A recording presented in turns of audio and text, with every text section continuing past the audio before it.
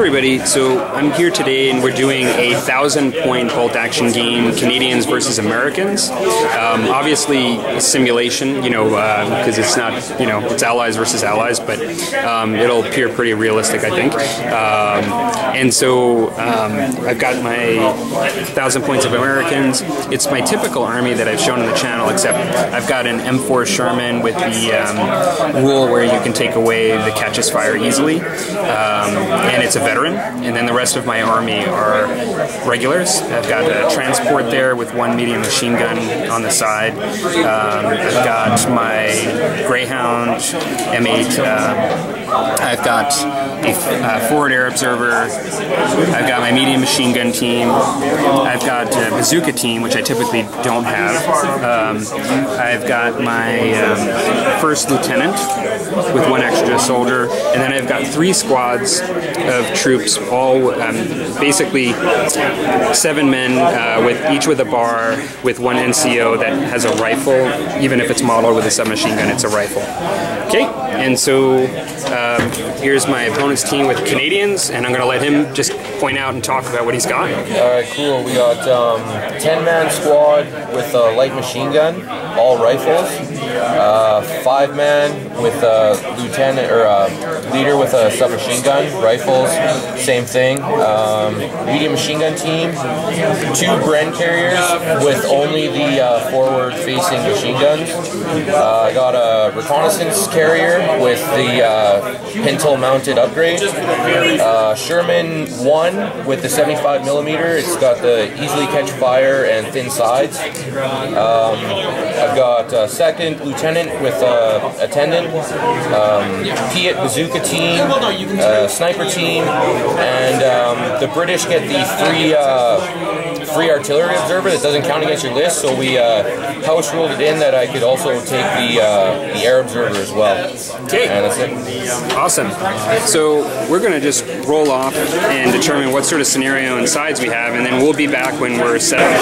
Hey everybody, so we are back and we rolled off for point defense. My opponent has actually rolled successfully on the roll-off and chose to be the attacker. I have nominated half my forces. We had to change the table a bit just to make it within objectives within 6 inches of the table. I have got 1 infantry troop hidden in this building. I've got somebody on each level here. I've got a medium machine gun team hidden in the top. I've got a forward air observer hidden in the 2nd level, and I've got my first lieutenant behind the doors hidden on that level, and then I have a bazooka team hidden there. We have 3 objectives. This objective is in the wood. The center of the first floor is basically the objective for this spot, and then the first floor is the objective for this spot. And so now my opponent's nominating his forces to come on the table. Everything's coming on minus 1 combat squad with a universal carrier, and my Sherman will also be held in reserve. Okay, awesome. So I'll come back to do a recap of round 1. Hey everybody, so I am back, and my opponent did his preliminary bombardment of artillery, and so essentially the guys in here took a pin. They actually later used their order to try to rally and went down. They couldn't rally. My first lieutenant that's in there ended up getting 2 pins and then later rallied to remove them. My forward air observer did not get pinned with the bombardment, and then with his order later did a fire order on this team here.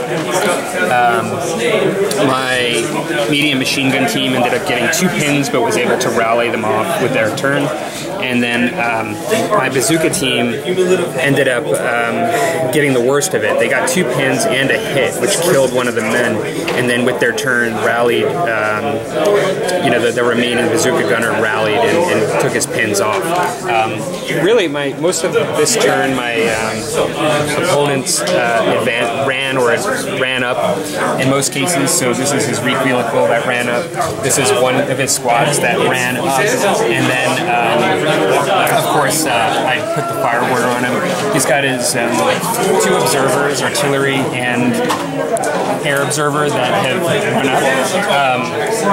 We did have one of the transports with a squad inside them. They're actually inside. They did try to shoot at this guy here, but was out of range when measuring, and so he just ran up. And everybody else that we have, I believe, is in. Oh no, there's one other squad here, or a lieutenant that his lieutenant that actually ran up into the woods, and then everybody else is actually in reserves and now coming on. And so a little bit of action, a little bit of stuff going on, but really just that first sort of turn of moving up. Okay, see you after round two. So we're at the end of round 2. We started off the round with an air attack that came in this way here, my airstrike, and it was actually, we rolled and it ended up being a heavy ground attack fighter, so really best possible case for the Americans, worst case scenario. And it actually came through, it just wiped out a whole squad here before they got to the woods. And so that took them out there. My opponent's Sherman was not able to come on during the course of the round, and not all of this is in exact order, but basically it didn't come on. Everything else of ours actually did come on. I had my Greyhound it came up and ran, essentially without firing. Reign of Terror, the weakest civilization. There was a forward air observer that ran around the building here, and then an artillery observer that ran around here. My Sherman fired and missed, came on, fired and missed at that artillery observer. These troops came out of this house and actually shot and fired the forward air observer and took it out. Forward air observer over here. These guys came on and fired at this transport and missed with both shots. These guys behind it are still in the vehicle.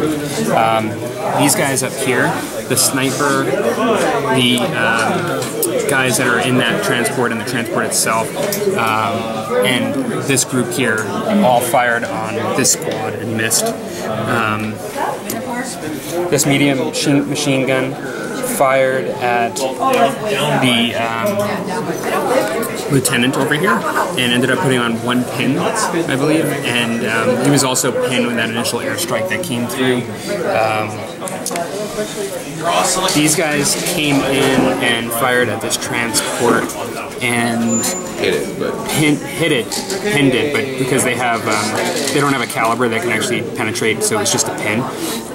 This bazooka fired and missed at the transport, and essentially this medium machine gun just came up and advanced, and I think that's mostly it. Like, my lieutenant went down on the first floor, forward air observer went down, and that's it. And so we're a lot closer now, so a lot more action will probably come in this round. And everybody, we are at the end of round 4.